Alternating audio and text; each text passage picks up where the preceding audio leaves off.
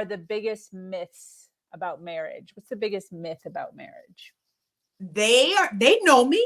They know what I like, right? That, Yes. oh, they know it. They know what I need. They know what I like.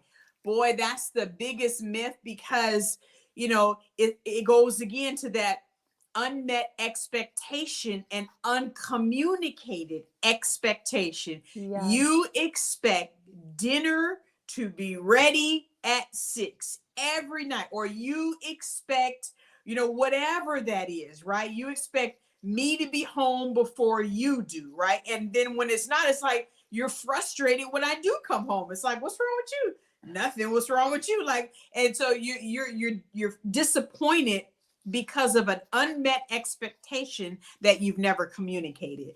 And so the myth is, oh, I don't need to tell him that. He knows that. I don't need to tell her that. She knows that. The myth is that you don't need to continue to communicate, but you do. And as you know, if you want it to come out the way you imagine it in your mind, the best way to do that is to communicate that, right? And Absolutely. so, imagine, me and you, Sabrina, looking at a person across the street, and we're like, we should surprise them with lunch. What do you think they want? Oh, I think they want Italian. I think they want pizza. No, I think they want soul food. What do you think they want? And we're going back and forth trying to think about what we want to surprise them with. But the best way to know what they want is to go and ask them. Yes. Go and ask them. And that way you don't have to try to figure out guesswork in it, right? And then risk being wrong because you're trying to use your best judgment. Just ask them, right? Same Absolutely. thing with our spouses. Just ask, babe, where do you want to go for dinner? What were you thinking for dinner? Just ask. That way you don't have frustration for what you thought he was. Well, he's always liked chicken. I don't know why he don't like chicken now, right? And so when things change, you're abreast of the changes because you're constantly communicating. And so it's not like, I cook chicken all the time. Why is it such a big deal now? And your husband might say, I actually haven't liked chicken for the last 6 months, but I was too afraid to tell you, right? And so communicate about everything, and communicate often. Yeah, absolutely. Absolutely. What are the 3 steps to a healthy and vibrant marriage, in your opinion? 3 steps. You know what? One is choose to be reconciled rather than be right. Ooh. If Yes. you really understand that the goal here is not your right point, right, but to be reconciled, when you really understand reconciliation is the goal at the end of the night, because sometimes we're trying to be right. Oh, we're so we're so focused on our point that we misuse the person. Yeah. And so when you choose to be reconciled rather than be right, it helps you to number 2, not major in the minors. Woo! Major in the I've minors. done it. Major in the minors. Okay. Stop majoring in the minors. You're getting all out of pocket and upset over the top about socks on the floor. Like, Yes. because the reality is you're arguing about the socks, but it's not really about the socks, Yes. right? And Yes. so when you find that you are majoring in the minors, then there's digger deep, there's deeper digging that you need to do, because that's not it, right? And so when you stop doing that, it helps you to, you're relaxing. There's some things that my husband's, he might say this, I'll be like, okay, no problem. If that's what you want to do, we'll eat Chinese tonight, no problem. Maybe I had some, another taste, but Chinese, no problem. I'm not going to major in the mind. This is not going to be a big argument, things like that. So 1, choose to be reconciled rather than be right. 2, don't major in the minors. And then 3, connect more often in non-sexual ways. Ooh, what does that mean? When you do that, because a lot of times, the early in my marriage, the only time we would physically connect is to have sex.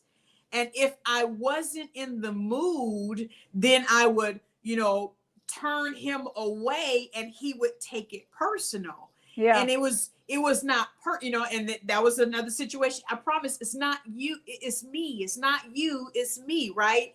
And so, connect more often in non-sexual ways, so that every time you connect, it's not like, oh, she brushed my arm, I'm about to get something tonight, right? because you want to be able to emotionally connect, and not always feel like when he's sitting next to me, he just wants to go to the bedroom, right? And so, when you're connecting more often in non-sexual ways, then it makes the connection more authentic and more genuine and more inviting, instead of, oh no, he's running around in his shorts, oh, I know what that means. And so, making it a part of your everyday. I often, I have a podcast talking about connecting in the kitchen long before you get to the bedroom, because with women, you're connecting with us emotionally long before you connect with us sexually. And if that emotional, bank is not filled, you could forget about the sexual bank, right? And Yep. so those are my 3 tips that I would say that, really helps a healthy and vibrant marriage. Yes, yes. Now I want to ask you this. So, as a female, this is like a running joke with my fiance and I, because we both have the love language of physical touch as like Oh, number one, too. So we're both very touchy feely people, but my fiance will joke sometimes, and I'll be on him, just like, like up on him and humping him and stuff, whatever, out in public. And he'll say stuff. He'll be like, oh, does this mean, like, hey, oh, yeah. okay, well, let's go home right now.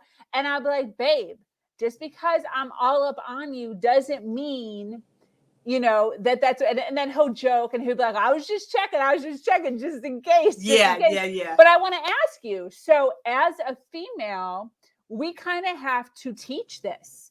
So how does a couple go from, which I'm sure this is your expertise and it's probably in your book, but I'm asking, how does a woman go from not only touching when they're interested in actually going to the bedroom, and then training them to be able to touch and it mean, I just want to touch you.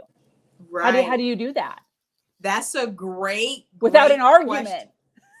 Yeah, right. And that's funny, because our love language is very different. He's physical touch and I'm acts of service. And so we are very, very different in that. And so, one of the ways that, you do that is by, physically connecting before you leave.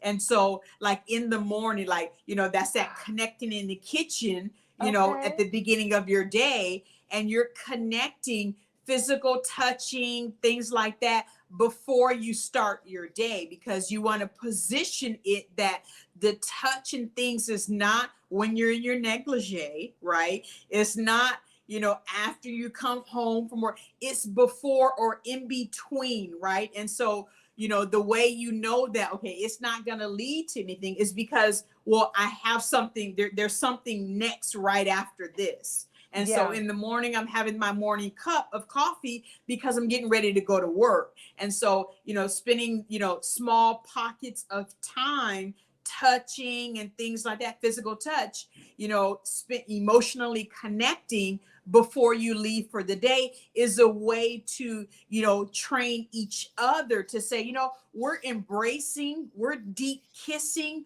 but we're not going to the bedroom right now. She's going to work and he's going to work, right? And so, Absolutely.